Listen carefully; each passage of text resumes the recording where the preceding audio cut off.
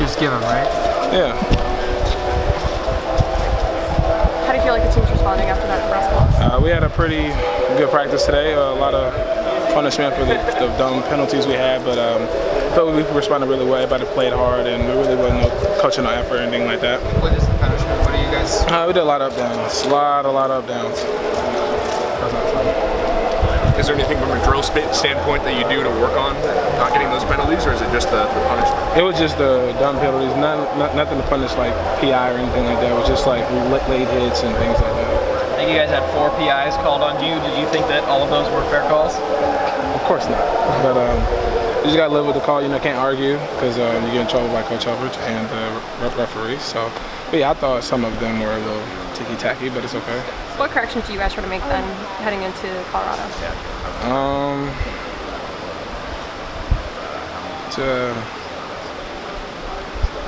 I don't know. Do you guys think you played the way that you should against Nebraska?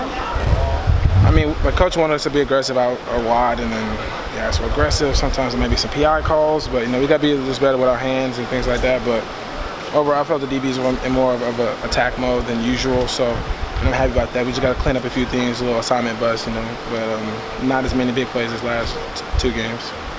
What was it like playing with 5 new starters out there? You know, I be on my own little island over there. I don't really be paying attention to too much of that, so I don't really know it's a problem until it gets to me. So it was fine. I think they did a pretty good job. Johnny gave a speech after the game. What was your takeaways from that, and how well was it received by the team? Everybody listened, of course, and it was real quiet when he gave his speech. Everybody was just listening. You know, it was good for him to do that, and some people weren't taking it too well, others, you know, but it was good that he did that. You know, stepped up. Taking the loss well. Is that what you meant? Yeah, they weren't taking the loss really well. They were, yeah. How would you say the team just responded overall coming into it, just back to Eugene? I mean, it's kind of the same, win or lose on like after a while. Like the only thing was like the first few minutes kind of feel bad, but after a while it's kind of the same. You don't really like worry about it too much. So, I mean, it's the same. But it was like kind of just chilling, nothing too different. Aaron, yesterday Helfrich said that some guys, he said, in this generation need to get kind of slapped in the face with a loss to really start focusing more. Is that something that you agree with? Yeah, I mean, sometimes, you know, we have to lose for people to like wake up and like see it's a real problem that others have seen for a while that tried to correct it. But I mean, for some people, it does take us to lose a game to see where we need to improve. What are some of those areas? Do you feel like there's any areas, I should say, from the DBs that you really need to improve heading forward? Just everybody know what they need to do. I mean, we felt that everyone knew what they had to do until they get in the game, and then they mess up. So, I mean, everybody needs to know their assignment and, you know, finish tackles when we need to, and you know, just make more plays. And starting with me, I dropped 2 picks, so and I need to stop getting PI calls, I guess.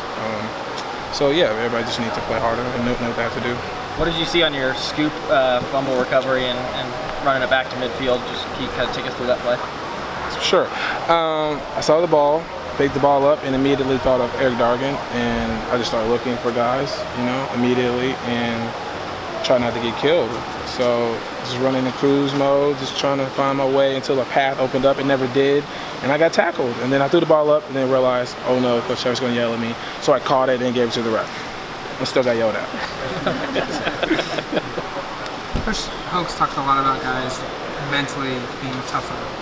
Has that been an issue for you guys the last 3 weeks of this season, maybe as the game goes on? No, I don't think so. I feel like everybody's mentally tough. I mean, like, we didn't give up or anything when we were down. You know, we tried to fight back and win the game, and came down to one play. We really didn't execute really well. So, I mean, I still think we have the fight and mental toughness to keep trying to try to win the game. Speaking of mental play, did you tell the young guys to expect anything different as Pac-12 play comes and that brings? No, we ain't even had that conversation yet. We'll probably do that tonight during our meeting and stuff. So. Definitely, it's going to be a little more air raid than we have been facing, so they definitely got to get ready for that. You guys looked at Colorado at all yet as players? I watched that Michigan's game last night before I went to sleep, and it was pretty impressive. They look nice on offense. I'm going to give them that.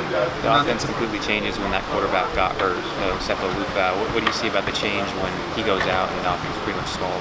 I fell asleep during the second quarter, so they looked really good, and I don't know what happened after that. I fell asleep, but until then, they looked really well. I didn't see the rest. It does look like, well, Seppo Lufa, their quarterback, did go down. It does look like he is probably going to play or try to play against you guys. What do you see him? I mean, obviously last year Colorado had Nelson Spruce. Do you see any kind of deep threats that you feel like you're going to have to cover? They got a lot of fast guys. I've seen number 2, and I know Shea Fields is really fast, so they'll probably try him deep with us. So we just got to be ready. I feel that we can make the plays that we need to. I mean, I don't see any big issues for the corners there, but then we can play them. Is 35 a good number? I mean, you gave up 35 to Nebraska. I don't know how great you think. I mean, I'm sure you guys always want to hold the opponent to 0, but is 35 an okay number? No,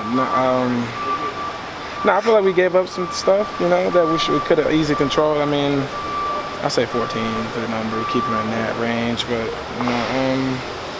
that's a lot of points. 35 to Nebraska, they're not even like a powerhouse on offense. So I mean, that's definitely a problem. You can't give up 35 points to Nebraska or any team to win.